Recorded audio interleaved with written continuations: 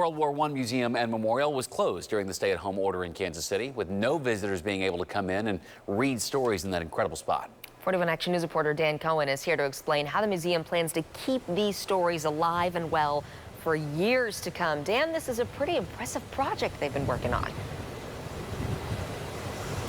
Lindsay and Taylor, you're absolutely right. The museum received a $125,000 gift to help transcribe the thousands upon thousands of letters and diaries they have in their collection.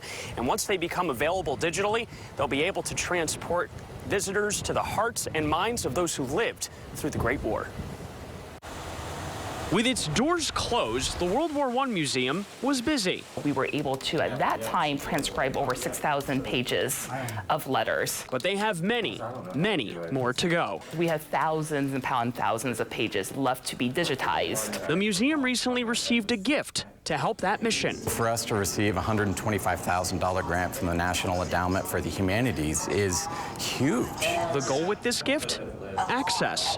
That information is so much more readily available to the public, to historians, educators, anyone that wants to fall down that rabbit hole of research and just read historical primary sources. Which we did, off the original paper. From a gentleman named William Steig. My dear Dorothy, your last letter came directly after I had mailed my letter to you, because I was delighted to hear from you again. Florence Hemphill, who was a nurse that served with the American Expeditionary Forces. I expect you will think I have forgotten you. I haven't written to anyone for the last 2 weeks.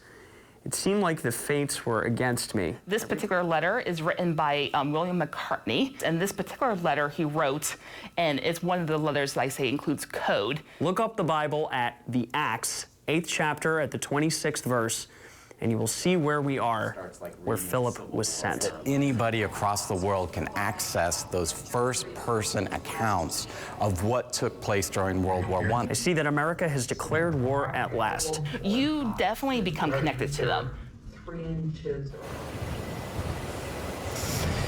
There's still a lot of work to be done to transcribe those thousands of letters, but that gift to the World War I Museum and Memorial will certainly help that process along. Taylor and Lindsay. Just incredible. So Dan, what can you tell us more about the coded letters?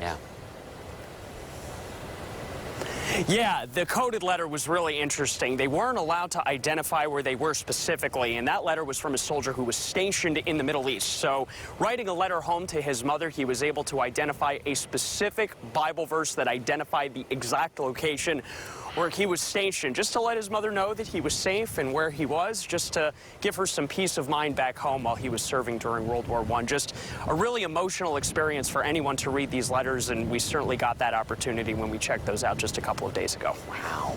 And to think that they were living during a world war and a pandemic. Yeah. In that time as well. Just incredible. Dan, thank you very much.